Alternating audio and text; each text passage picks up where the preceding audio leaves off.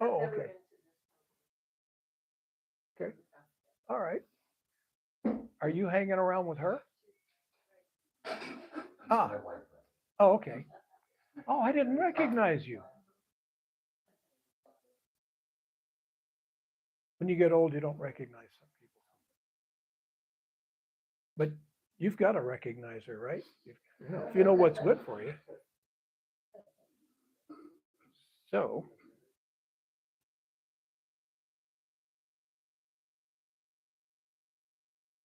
I was thinking of, it's funny how, you know, I don't know if it's just me or if it's all of us, but you get these memories that just all of a sudden come into your mind, you know, and you wonder, why did I think of that? You know, so it's an old memory. What did I do here?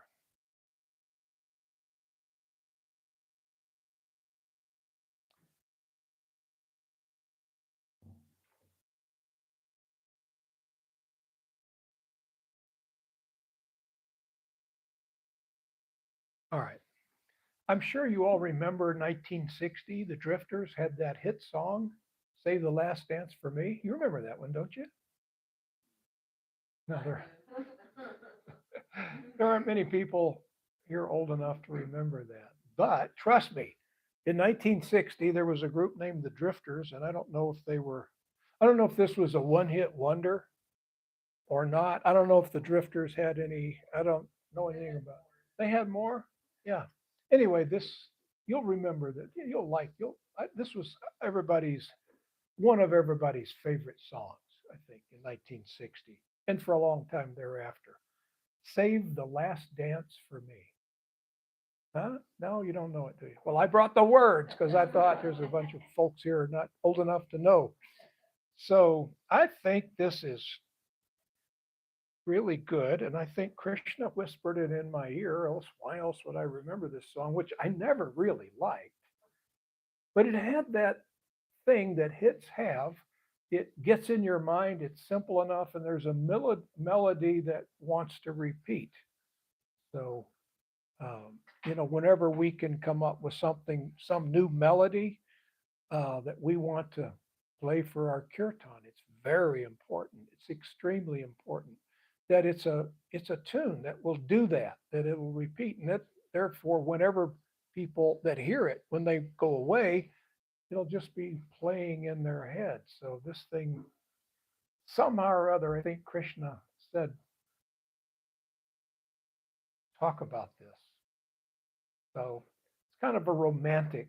Krishna's a romantic guy, though. He's the supreme romantic. So the words go like this. Now, this is a song from a man who goes to a dance with his girl or wife, whatever you want. I'm showing my age here. With his partner. That's what we say today, don't we? You don't say if they're married or not. Just partner. So a guy goes to the dance with his partner, and he's singing this to her. So bear with me. I can't do the tune. I don't remember the tune. Maybe, yeah. No, no, they don't have to play it. I'll just, because I might stop through here. But so you can dance every dance with the guy who gives you the eye. Let him hold you tight. You can smile every smile for the man who held your hand neath the pale moonlight. But don't forget who's taking you home and who's in whose arms you're gonna be. So, darling, save the last dance for me.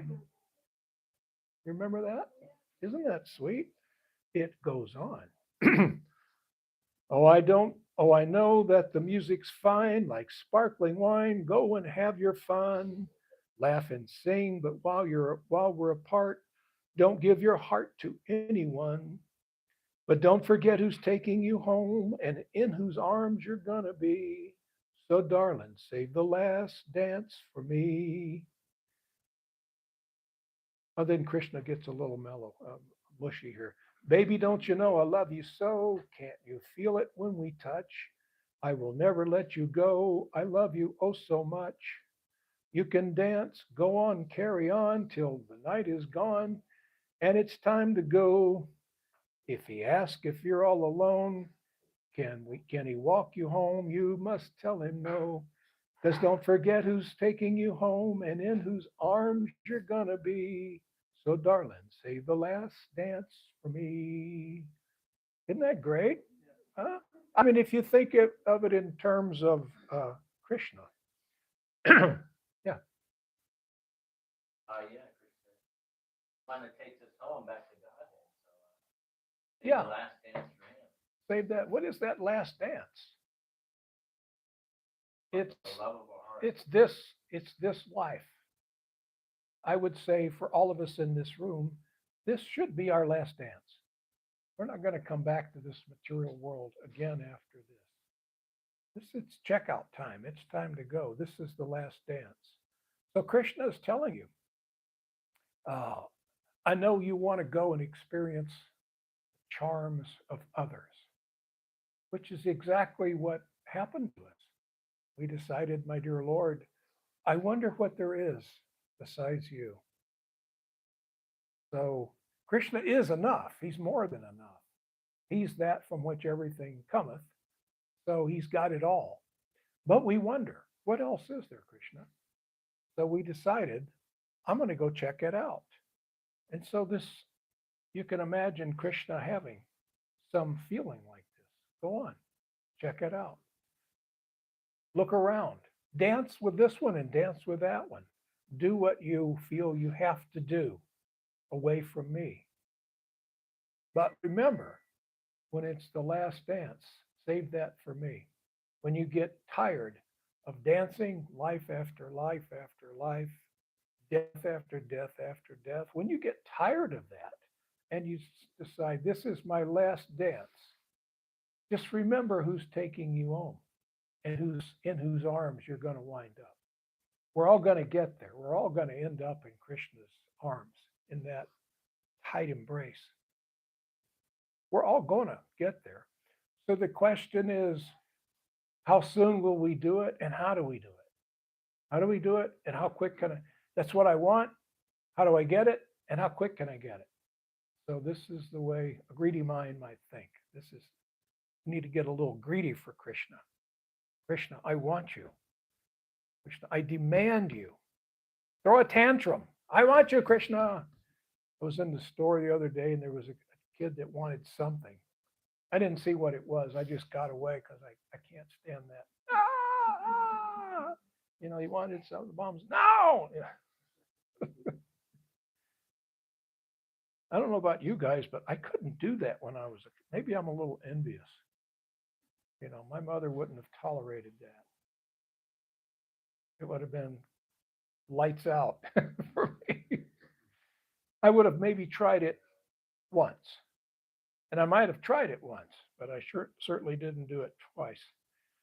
So, in this regard, it reminds me of a verse in Bhagavad Gita, ninth chapter, 25th verse. Krishna says, Yanti Deva Brata Devan Pritinyanti Pritri Brataha Bhutani Yantani Bhuteja Yanti Mad Yajino Pimam. Translation: those who worship the demigods will take birth amongst the demigods. Those who worship the ancestors go to the ancestors. Those who worship ghosts and spirits will take birth among such beings. And those who worship me will live with me. So it's, if you want to go spend life in the heavenly planets, if you want to go to the 5-star resort of Indraloka, Brahmaloka, or some heavenly planet, if you want to go to heaven, we hear so much about heaven. So there is a heaven, but it's within the confines of the material world because you have to take birth to get in. There's very little old age and very little disease. There's only a little bit of old age. You live for 100,000 years 200,000 years, long time. And then 6 months before you're going to die, you get old. Very little suffering. 5-star all the way, all inclusive. All the soma ras you can drink. You want intoxication, sex life, beautiful dancing girls, beautiful dancing men, whatever. This is all there, you know. Why it's great. But it's not the last dance. You can't stay there. You have to earn it. Like, it's like I've often said, if you check into a hotel and you give them your credit card, they want your credit card for incidentals, even if you've already paid online. You got to give them your credit card for any incidentals. So you can stay there as long as you want, live it up. But when you reach the credit limit on your credit card, they're going to knock on your door. Excuse me, sir, it's checkout time. You're going to have to go because you ran out of credit. So the heavenly planets are like that. You accumulate punya, positive karma. And you can actually, if you follow that section of the Vedas, you can actually figure out and practice in such a way that your next life, you'll take birth in this wonderful atmosphere. Why, it's just great. But when that punya wears out, when you spend it all, then you have to come back here. So some people may say, yeah, but it's worth the trip. But then you wind up where you are right now. So if that's what you want, by all means, with our blessings, go do it. Go to the heavenly sphere. Enjoy. And we'll see you back here one of these days. So Prabhupada says in the purport, if one has any desire to go to the moon, the sun, or any other planet, one can attain the desired destination by following specific Vedic principles recommended for that purpose, such as the process technically known as Darsha Purnamas. These are vividly described in the fruitive activities portion of the Vedas, which recommends a specific worship of demigods situated on different heavenly planets. What you want? Fruitive activity, you can play that game. You can be real good, accumulate, do a lot of auspicious things, accumulate a lot of that kind of karma, and be transferred anywhere you want to go. Easy journey, easy journey. Prabhupada goes on similarly to attain the Pitta planets, that's the planets of the ancestors, by performing a specific yajna. Similarly, one can go to any of the ghostly planets and become a yaksha, raksha, or a pischala. Pischala worship is called black arts or black magic. There are many men and women, I'm sure, who practice this black art, and they think that it is spiritualism, but such activities are completely materialistic. Some people practice yoga to get some special superpowers, and that can be done. It's very difficult in this age, but it still can be done. Many people practice black magic. Different places. There's a lot of it down around New Orleans, in that area. What, the Gulf Coast, I guess you'd call it. Yeah, a lot of that, or some of it going on. And in the Caribbean, there's certain places where it's still kind of popular. So these things are not fairy tales. It's real. What's it? Voodoo. Voodoo. Yeah, that's real. This stuff actually works. So you can do this. You can go. You can take that side route if you want to on your way back to Godhead. And we're all going back to Godhead. It's just a question of when. When do you want to? You may think, well, I don't know. I'd kind of like to take one of these side routes, maybe go check out the black arts, see what kind of fun that is. Maybe go to the heavenly planets, check that out, see what kind of fun that is. So, uh, Krishna's message is don't remember. I mean, don't forget. Who's going to take you home? It's going to be me. My arms are always extended, always ready. Come and give me your embrace. Let's go home. Let's get out of here. We don't have to stay here. And it's completely up to us. Uh, Prabhupada says here, it is very easy to understand through this important verse that if by simply worshiping the demigods one can achieve the heavenly planets, or by worshiping the Pitas achieve the Pita planets, or by practicing the black arts achieve the ghostly planets, why can't the pure devotee not achieve the planet of Krishna or Vishnu? Why, certainly. Certainly. Especially, that's the course that Krishna wants. It's easier to get what Krishna wants than it is for you to get what you want that Krishna may not want. If Krishna wants it, you've got that assist. He'll open all kinds of doors for you. If you're wanting to go against what Krishna wants, then you're on your own. Go ahead. You want to do it on your own? That's why we came here. We wanted to do it on our own. So when we want to do something against what he wants, now, some people may say, well, why should I live my life doing what somebody else wants me to do? You ever heard anybody say that when you're preaching? It's not uncommon. Why can't I just do what I want to do? Why can't I be all I want to be?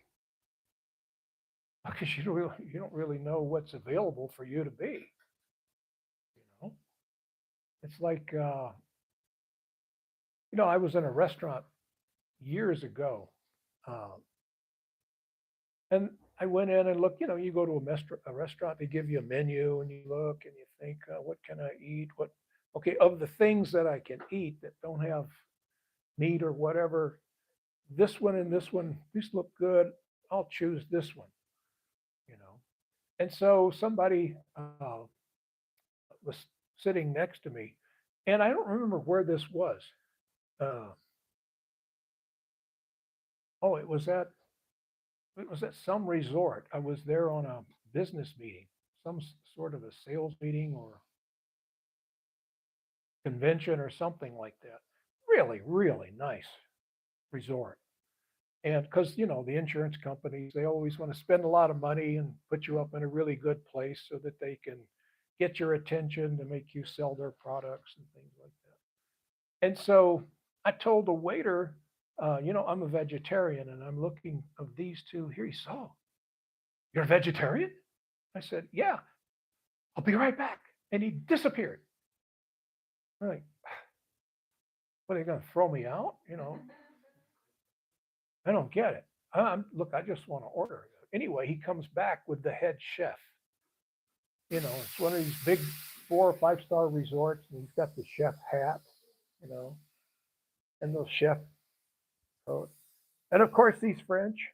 Oh, monsieur, you are a vegetarian? I said, yeah, I'm a vegetarian. Ah, very good. He said, so happy. For you, I make special. I said, well, but I'll make for you. You will enjoy. I said, sure, okay.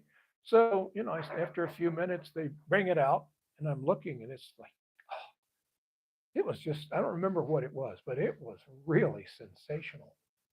I was like, this is going to be great.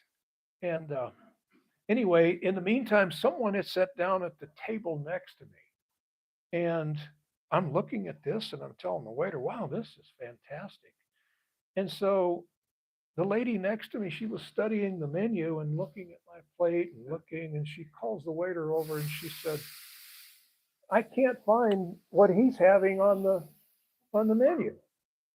And he says, oh, that's not on the menu. He has become a friend of the chef. Do you want to get to know, I'm wearing the chef, he can make this for you. So a lot of times, most of the time, what we really want isn't presented to us on the menu of life.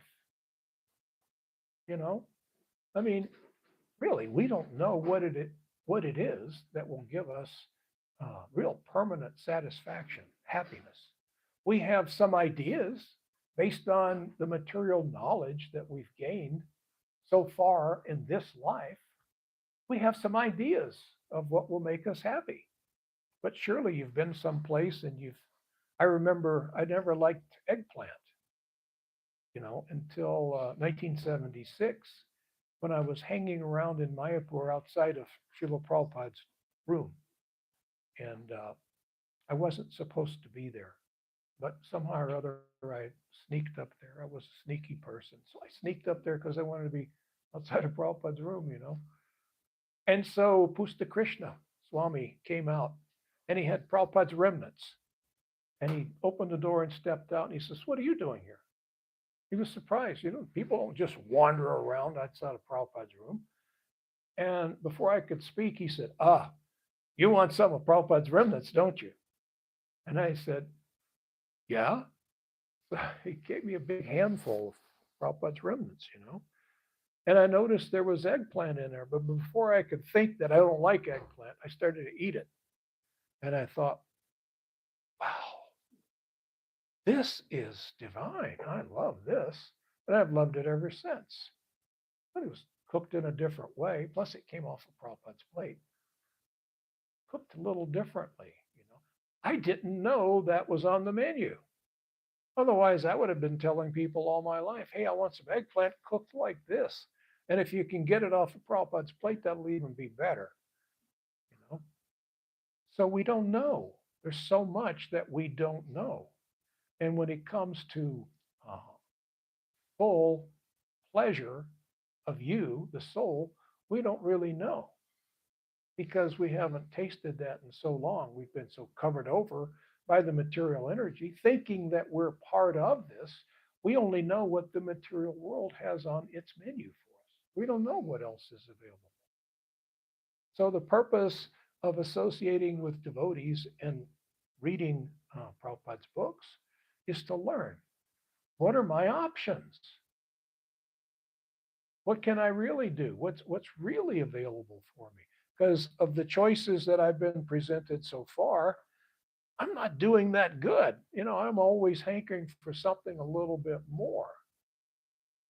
When you become a devotee of Krishna, that hankering for something a little bit more really ceases.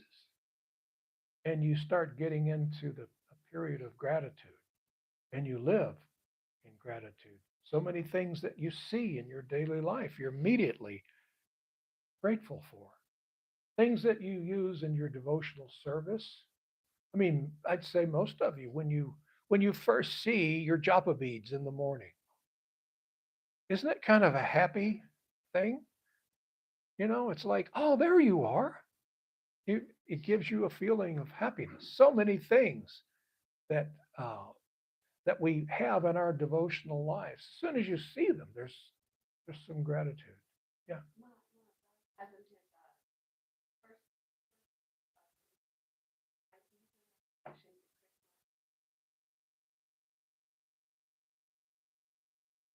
Yeah.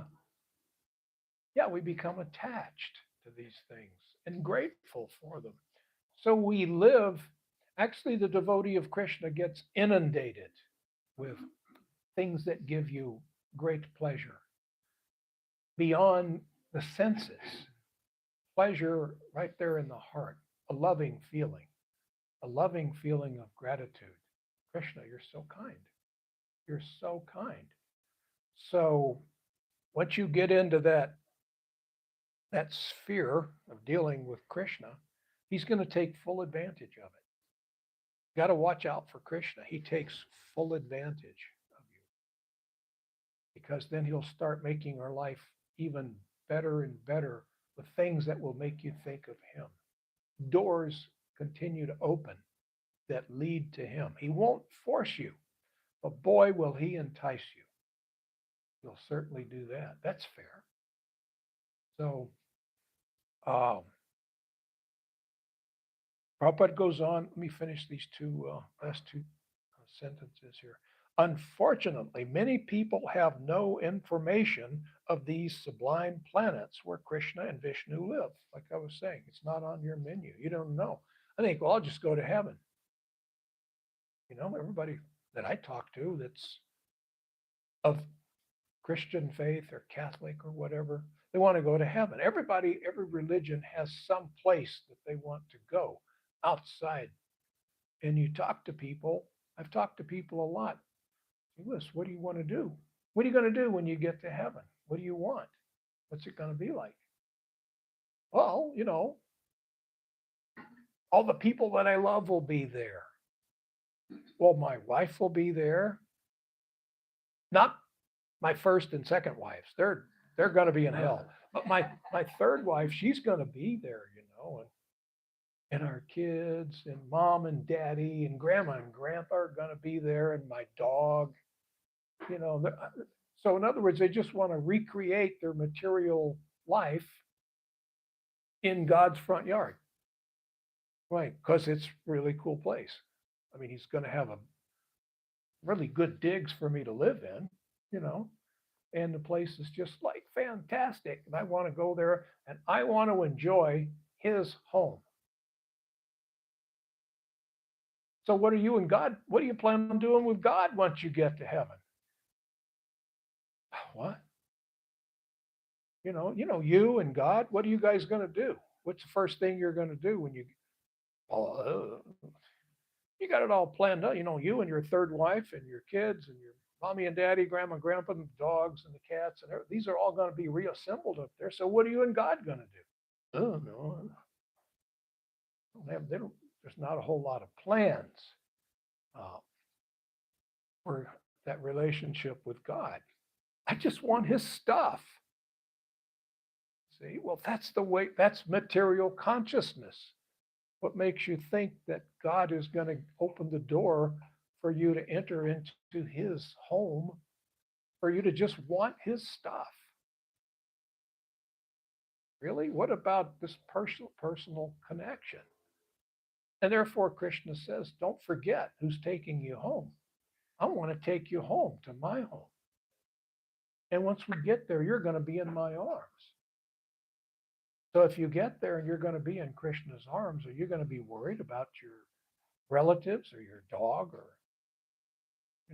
are you going to have time to think about that when you're standing nose to nose, toe to toe with the supreme personality of Godhead, the source of love and beauty? What is it that you think that you want that you believe he can't supply? And if you want him to supply anything, then you're probably not eligible to get into his arms. We don't want anything. I just want you, Krishna. Now, everything comes with him. All this pleasure and enjoyment, that's all going to be there. But that's not why you approach him. We approach him because we want him. Everything else will come with it. Don't worry about that. The Krishna consciousness movement is therefore distributing sublime information to the entire human society, to the effect that by simply chanting the Hare Krishna mantra, one can become perfect in this life and go back home, back to Godhead. So we've got to remember, this is my last dance, and I'm going home to Krishna. We've got to remember that. Now, if we don't want to leave, we don't have to leave. We're not being evicted from the material world. You could take another birth. My Krishna's got billions of births for you to take, trillions, buy as many as you want. You can stay here, creation after creation. There is no there is no end to the lease that you have in this material world. You can stay here. So I always like this, and I couldn't find, but I did find it by accident. Couldn't remember where this is, where Krishna says, if my devotee is unable to remember me at the time of death because of disturbances felt within the body at that time, then I shall remember my devotee and take him back to my supreme abode. That's in the Varaha Purana. Isn't that nice? Isn't that sweet? Krishna, even if you forget him, because the time of death is rarely a sweet moment, you know. It's usually there's some disturbance within the body. And maybe this disturbance causes us to not think so much of Krishna at that time. Krishna says, that's okay. You may forget me at that moment after a lifetime of remembering me, but I'll remember you. I'll come and I'll take you. He's not going to miss. He's not going to miss it. He's not going to mess it up. He'll remember. Krishna says, I am remembrance. So he doesn't forget. So, any questions or comments or criticisms? This isn't a criticism, isn't it? Okay. Because you know how critical she can be. Not at all, Guru. Well, that's what he said. Oh, never mind. So my question is, at the time of death, let's say you have dementia, or you've had this slow um, deterioration of the mind, so you don't remember. So Krishna will come anyway Anyway, because you've served him and you've been in devotional service as a devotee for your lifetime. yeah. Or even just for a few minutes of sincerity. And it's kind of a wrong way to say it that Krishna will come. Where did he go? Yeah. He never leaves. He's always with us. We just become more and more Krishna conscious, more and more conscious as time goes by. That, hey, you're right here, aren't you? And instead of talking about him, you'll start to talk with him. So you may, if you get into that position to where you're talking with Krishna, and your activities are meant to be an act of love. Krishna, do you like this? We know Nitai Naranjan, when he's cooking that eggplant, he's in there thinking, Krishna, do you like this? I know you like this. That's why I'm cooking it. I know how you like stuff. We get into his head. I know what you like. That's like I've told people before, husbands. Husbands learn this, I hope, if they should, sooner than me. Probably you learned it pretty soon. If you ask your wife, what do you want for your birthday? There's this likely answer. She may say, oh, nothing. Don't give me anything. Wow, man, don't swallow that. What does she mean? What does she just tell me what she wants? Because she wants you to get into her head. Am I right, ladies? You should have been thinking about this for the entire year since my last birthday. You should have been looking at what I need and what I do and observing me. That's what I want. Well, that's what lovers want. Nothing. So Krishna is your supreme lover. He wants that too. Think about me. What do you think I want? Well, I'm going to make you this. You ought to like that. What's wrong with that? No. I know what you like. Surprise him. I'm going to try to surprise you with something that you like. So devotional service kind of takes you in time along this road. What do you want? I think I'll do this. I think I'll go there. I think I'll travel to this place to that place. What do you think, Krishna? What do you want? I want, because if I do what he wants, this is going to go a whole lot better for me and all the souls that I might touch. So I want to know, what is it? Show me if you don't want me to do this. Show me somehow or other if I'm thinking through your wisdom about what I should do or how I should do something, how I should behave, how should I react to this person who's being offensive? How should I, what do you want, Krishna? What do you want me to do with this person? It's different when you make decisions based on what your dear loving Krishna wants rather than you reacting the way you want to react. You may want to punch somebody in the nose, but with Krishna like right there with you, you may look at him and he's like, nah, give him a little mercy. Come on. What's it going to cost you to be nice to this jerk?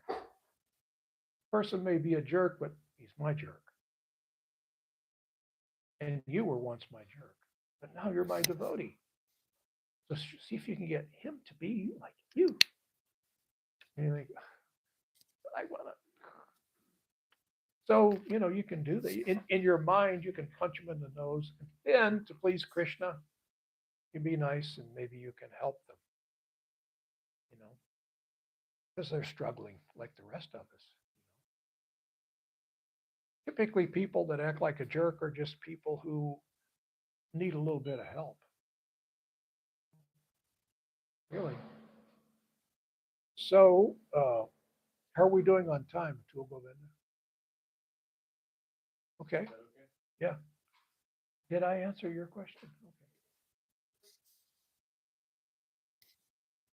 Thank you, Gurudev. That was really sweet. I was just going to say, um, there's so many instances of devotees who have been in a coma or they're totally out of it, for days and weeks, even right at the moment of death, they say Krishna. There's so many instances. Especially, there's so many nice stories in that book, Giriraj Swami's book, called Life's Final Exam. Nice stories in there of devotees who, you see that they're serving Krishna, and then, or just even Bhajan Narayan Swami, you see how he was serving, and then somehow Krishna took him to Vrindavan for like 3 days, and then that was you got to leave in Vrindavan. So you see Krishna, you can actually see the reality of Krishna's hand. It's not something that we're just saying sentimentally. We actually see it time and time again, with devotees being able to remember Krishna at the time of death. I think just recently there were 2 Prabhupada disciples who left their body a few years back in California. One of them was Sura, and one of them was one in San Diego. And both of them, they said that they were in a coma for days, and then they just said Krishna and left their bodies. So. Yeah. It's not uncommon, after, let's see, this movement's been going for 60 years.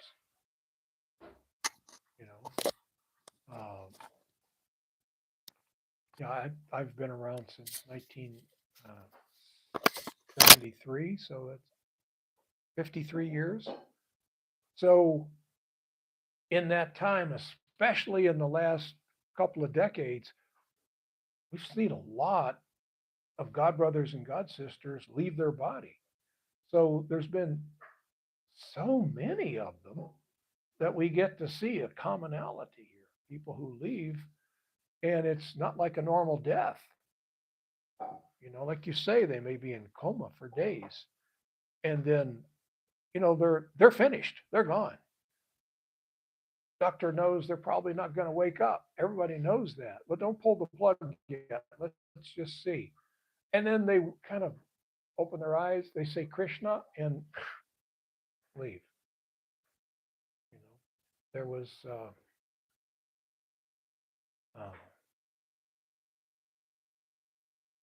Nirguna. I was trying to remember my godbrother's name.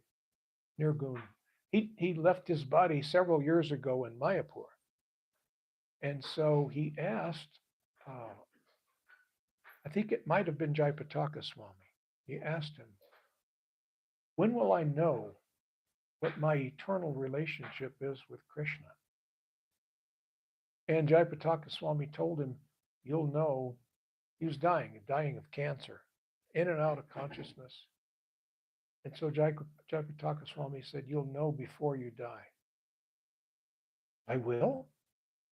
So he was in awake, somebody dwindling, and the out of it, the unconsciousness would be much, much longer than the conscious periods. Then it got to be where it was mostly unconscious, but a little bit of a minute or two of being awake. So he's dwindling, he's leaving, he's dying. And a few minutes before he died, he woke up and he started to cry. And Maharaj says, "What is it?" And Nirguna said, "Krishna told me." Krishna told him what his eternal relationship was. So he was right. Jagrataka Swami was right. Krishna will tell you before you leave. So we can see the stage, what's the setting here? If we can see through transcendental eyes, here's Krishna holding his hand. Probably actually has his head in his lap. And just before it's time to go, he tells him, "You're coming home to me. And this is what it's going to be like. Here's who you are. This is what we're going to do. So tomorrow, you're going to wake up in my home, and it's going to be like this." And then he peacefully left his body. Very amazing story of Bhakti Tirtha Swami also. Yeah.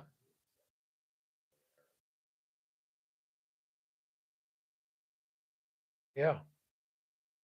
Amazing. That was an amazing, so many of these amazing departures that the devotees, we've seen it again and again and again.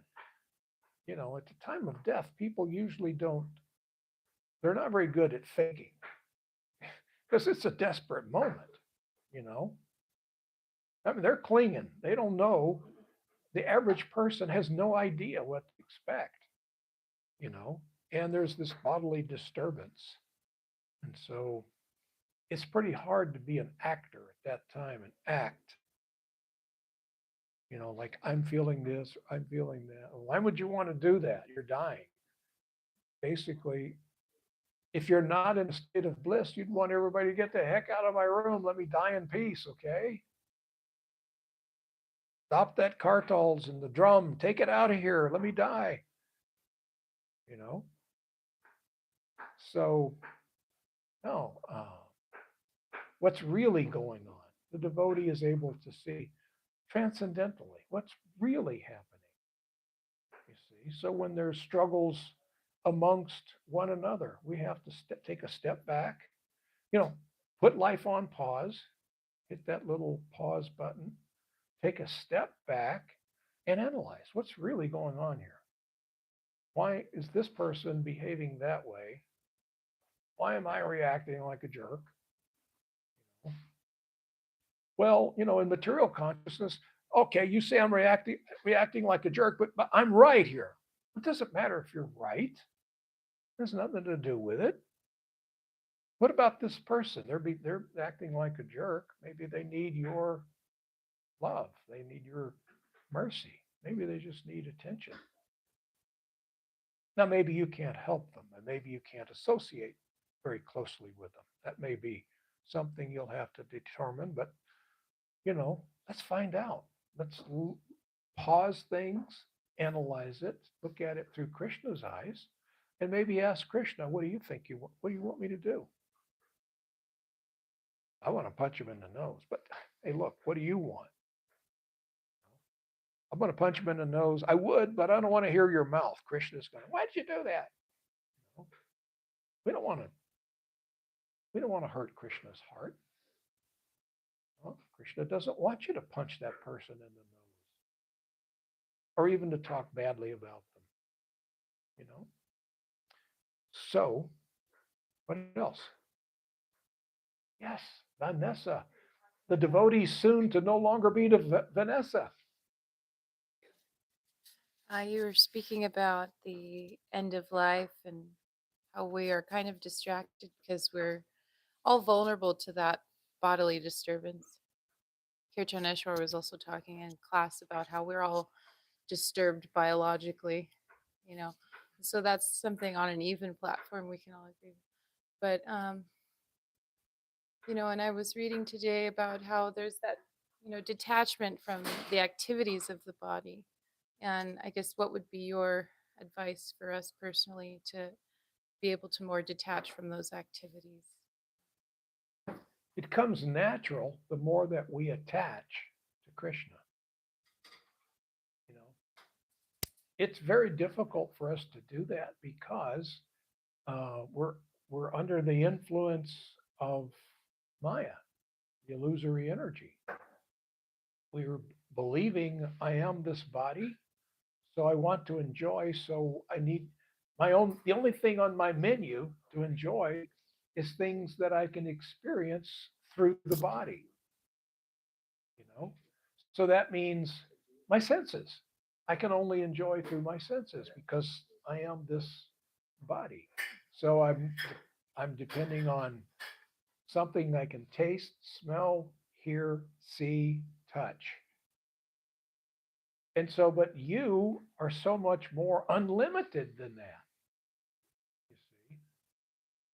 So as long as we think of ourselves, as long as we're affected by that illusory energy, it's harder for us to attach to Krishna. But when we do, even if we don't have to do it 100% right away. Step by step, we become more and more attached to Krishna. And as we do that, we become less and less attached to the material energy. Then the material energy becomes the illusion, and you realize Yeah.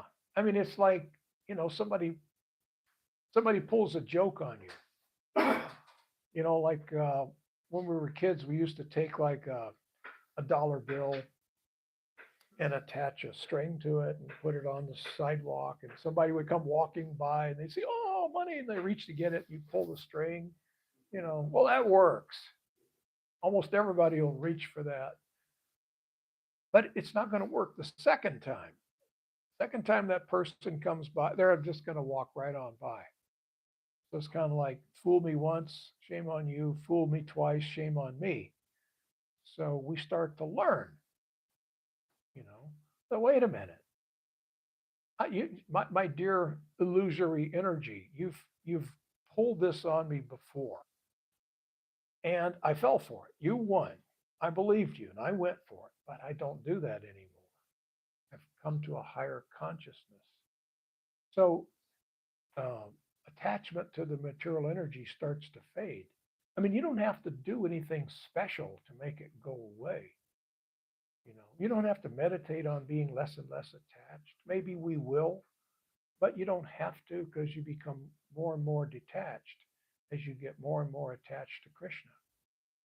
Even just a little bit of attachment to Krishna changes the whole way you think about the world and the people in the world, and what you want that will make you happy, what you perceive that will make you happy. Changes the whole thing. Yeah. Just what you said, there's a purport, Prabhupada. I love this purport. He says pretty much exactly what you said. He says, when he is actually out of the body, then he is out of the clutches of the material modes of nature. But as long as he is not out of the body, he should be neutral. He should engage himself in devotional service of the Lord, so that his identity with the material body will automatically be forgotten. When one is conscious of the material body, he acts for sense gratification. But when one transfers the consciousness to Krishna, sense gratification automatically stops. One does not need this material body, and he does not need to accept the dictations of the material body. Qualities of the material modes in the body will act, but as the spirit soul, the self is aloof from such activities. How does he become aloof? He does not desire to enjoy the body, nor does he desire to get out of it. Thus, he is transcendently situated. Right. You're choosing things to please you off of a transcendental menu, because the menu that the material world has for you, you're to the point that you can see through that. This isn't going to give me the happiness that I want. I want to get onto a menu of choices that's unlimited, that will give me pleasure. And all of those things that will give me pleasure will give pleasure to Krishna. That's how I get pleasure, by giving pleasure to Krishna.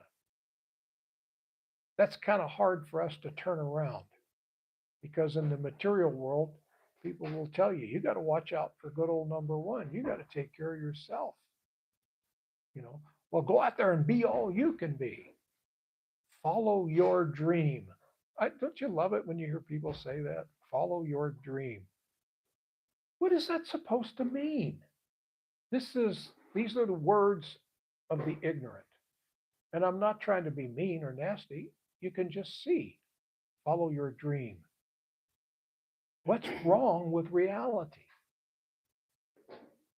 I can have a dream, but then what happens when you have dreams? You wake up. You know, you ever had a really good dream?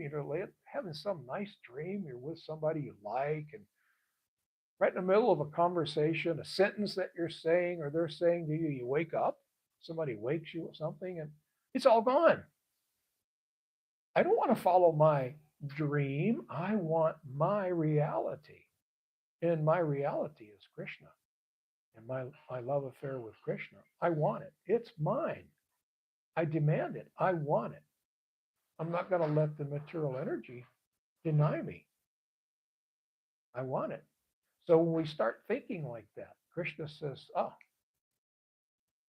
and so you shall have it, because that's what I want. I want us back.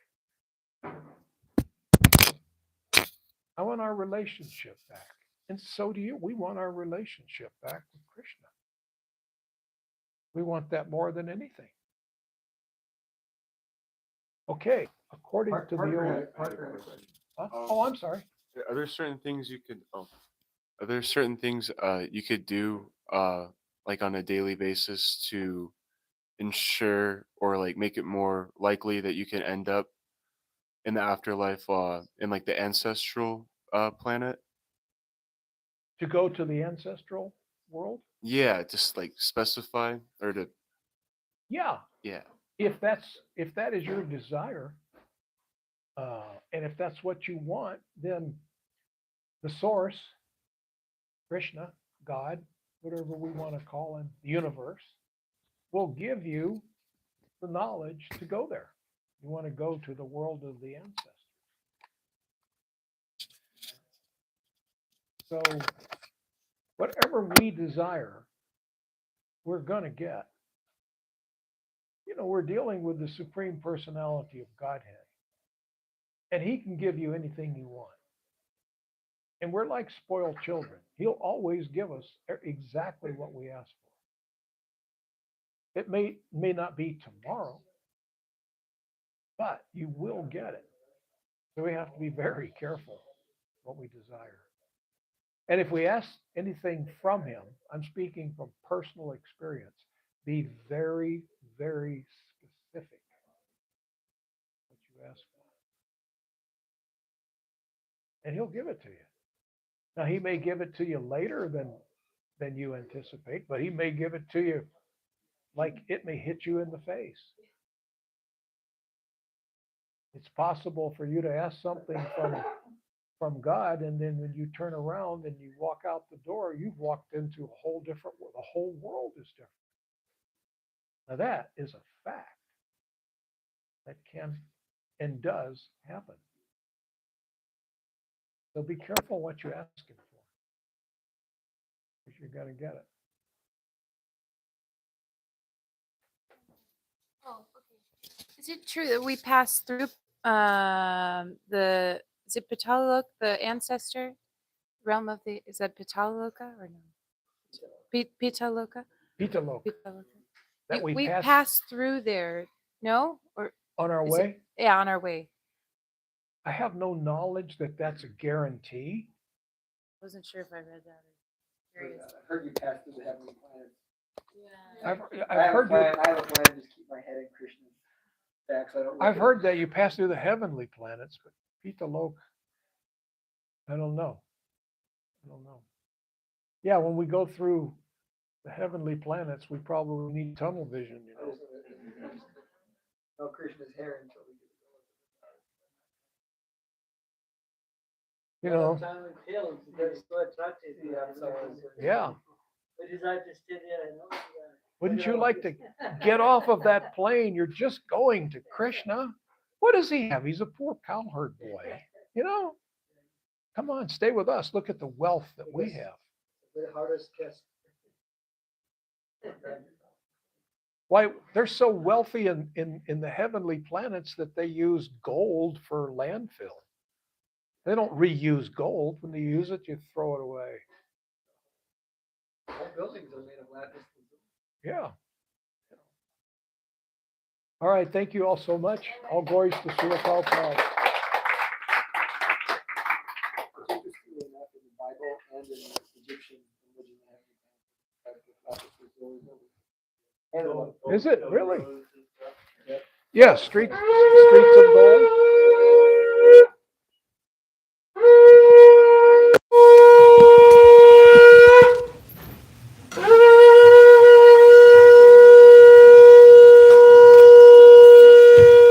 We don't use the mic, do we?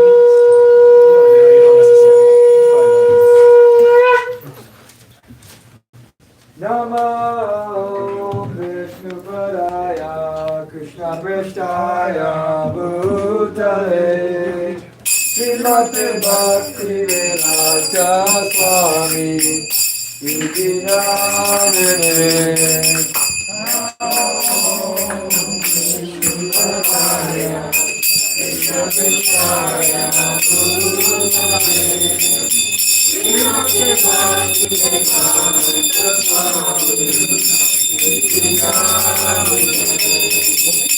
Namo Vishnu Padaya Krishna Pristaya Bhutale Srimate Bhakti Vedanta Swami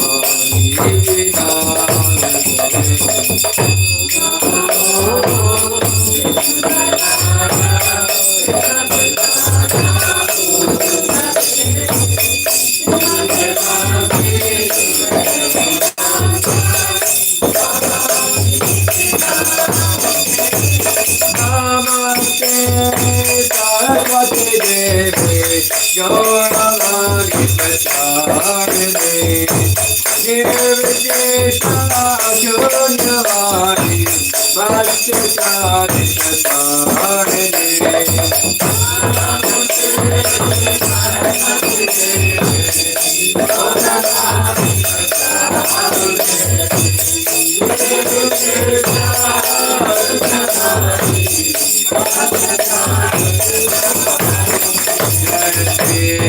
Krishna Chaitanya Prabhu Nityananda Shri Advaita Gadadhar Shivasari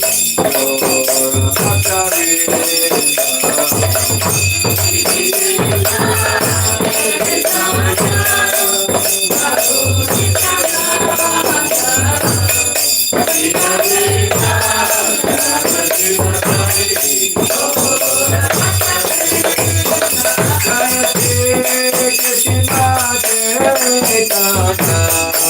Prabhu Nityananda Shri Advaita Gadadhar Shivasari Gaura Bhaktavrinda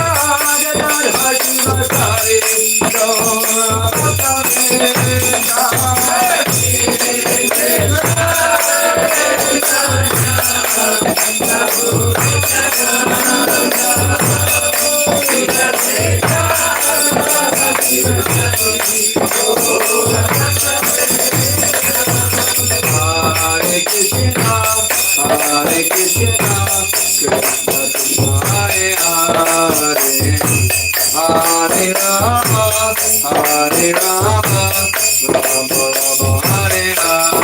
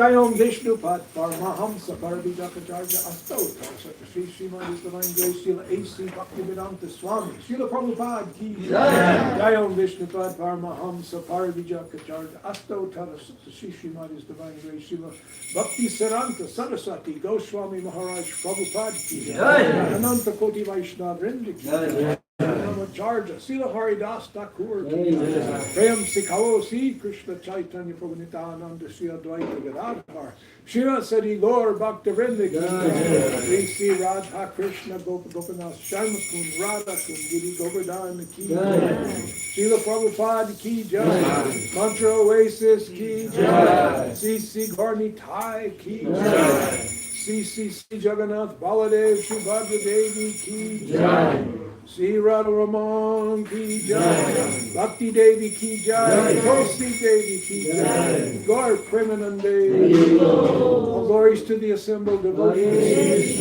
All glories to the assembled devotees. All glories to the assembled devotees. All glories, all glories, all glories to see the rules.